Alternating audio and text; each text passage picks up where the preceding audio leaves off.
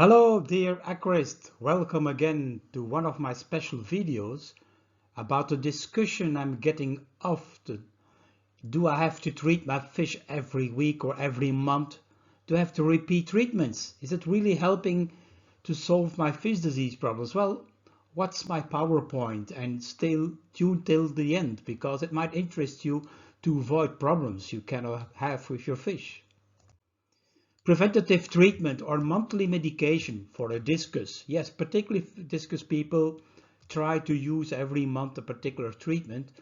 Also for other fish as a prevention against diseases. Will that help? Well, I will discuss this in the coming minutes. You also can get your subtitles in your language, so you can select there on your YouTube channel if you want to have it in Dutch, French translated, which are prepared for you.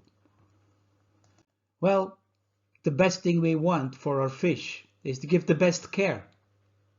We love our fish. We love the discus. That's our intention. And the same we do for people. We try to give optimal health care, effective prevention and correct diagnosis. That's what we do for people and we do for fish. We try to take care. And that's something I really will here point out in this presentation. And of course, my books on fish diseases in different languages, and below you will see the link where you can buy my books on fish diseases that help you to become a better professional.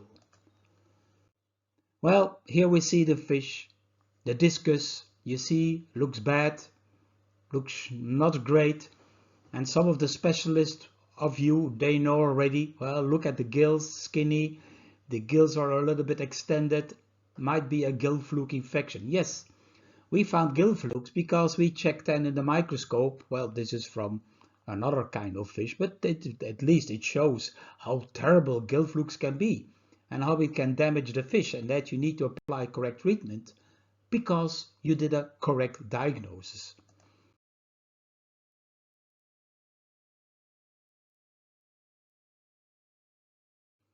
The same for discus suffering from spironucleus or hexameta. They're getting dark, they're slowly wasting away, they're not eating well. You see the few dark ones here on the bottom. Sometimes you see elongated whitish excrements. Well, then you take the microscope and you examine the intestine and then you'll find all those little bugs inside. Yes, the parasites spironucleus. Used to be called hexameta. Well, then you did a correct diagnosis. Then you know how to treat. That's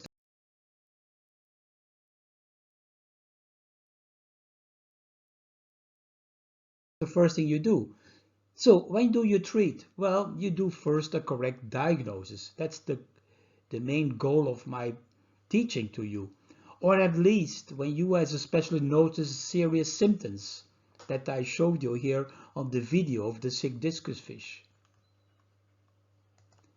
When the info is missing about the history of the fish that you receive, when there is a history of treatment at the supplier, you don't know. Well, when that is missing, you might apply a treatment. Yes, you can do that. But I always recommend put the fish in quarantine after import or after they had a long trip or stress, or when you don't know the history of the fish, put them in a quarantine tank before you introduce them into your home tank with other fish to avoid the risk that a diseased fish would be introduced, or at least a fish which has a disease on him.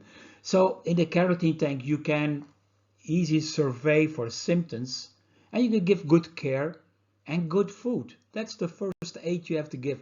Good care and good food, and might not having showing any symptoms and be a very healthy fish, and you can introduce after a week, for example, or 10 days to your home tank. So the health care is about supplying good food. That we do for humans, the same thing, it's health care. Or is it sick care, giving medications? Well, it's a decision you have to make. Particularly the first thing you have to do is health care. Because what happens when we treat every month as prevention? Well, it's an unnecessary medication, which is a risk for stress because you're adding chemicals to the tank. You can damage the gill tissue. You can then damage the microflora of the intestine and the gills. So why should you treat if you don't know the problem? It's weakening the fish and risk to get other infections.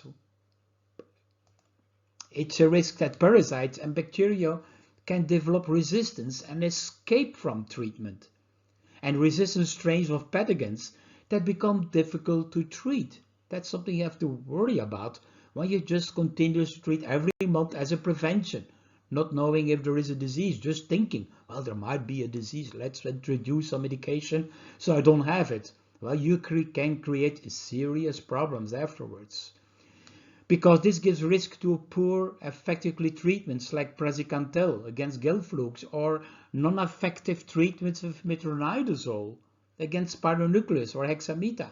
These are the risks you bring on to your fish.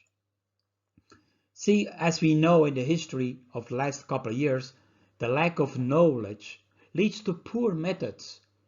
Testing or treating healthy people or fish, that's not effective. We learn that, and I hope you understand that with our fish. And of course, our eyes are limited. You need to have a laboratory or a microscope that helps you to make a correct diagnosis, and then you can apply a correct treatment. This I explain in my books. You can get this in the link online. You want to learn more about other fish diseases from discus, angelfish, cichlids, Oscars, Malawi cichlids, Tanganyika, bettas, guppies? Well, continue watching my videos. So I thank you for watching this special one. And if you have any remarks or questions, well, put them down below. I will try to answer them, and it's interesting sometimes to have a discussion going on. I appreciate for watching and taking your time to become a better aquarist. Take care. Bye-bye.